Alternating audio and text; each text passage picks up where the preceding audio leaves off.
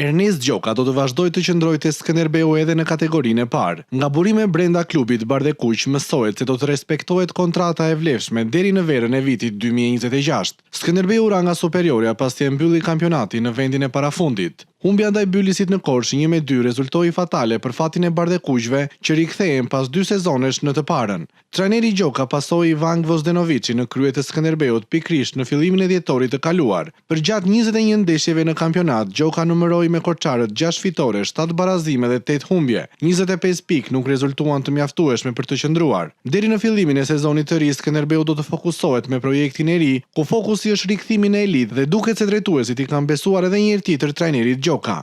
Gjithashtu mësohet se nuk do të ketë largime masive pasi pjesa më e madhe e lojtarëve janë në kontratë dhe do të vijojnë të mbeten lojtarë të Skënderbeut edhe në sezonin e ri, ku skuadra do të jetë pjesë e kategorisë së parë në kampionatin shqiptar të futbollit.